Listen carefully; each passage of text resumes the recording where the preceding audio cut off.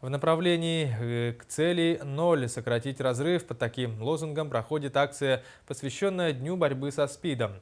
В рамках акции старшеклассникам школ Якутска рассказали и показали, к чему может привести беспечное отношение к своему здоровью. Цифры и факты собрала Саргалана Захарова.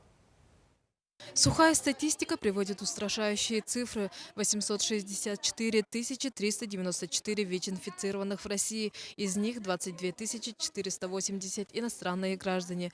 В Якутии более 1500 инфицированных. За все годы наблюдения болезнь унесла жизни более 200 якутян.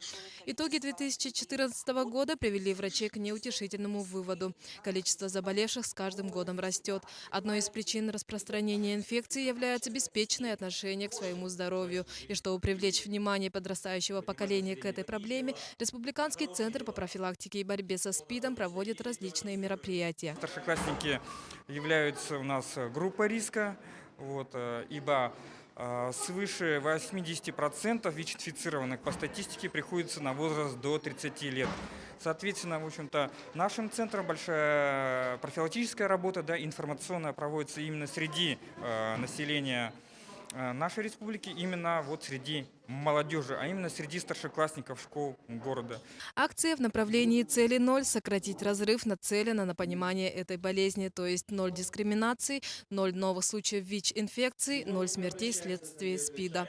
Чтобы прийти к этой цели, необходимо, чтобы люди уже с самого юного возраста понимали, насколько опасна эта болезнь. Это очень страшная болезнь, и она неизлечима. Я думаю, что это очень поможет людям, чтобы они лучше поняли, насколько это опасно. Ну, половым путем может передаваться там еще. Через кровь, да. Довольно-таки распространенная болезнь, которая невозможно вылечить, и при ее болезни умирают все иммунитетные клетки. Было бы хорошо, чтобы молодежь знала и предохраняла, чтобы не было случаев таких больше.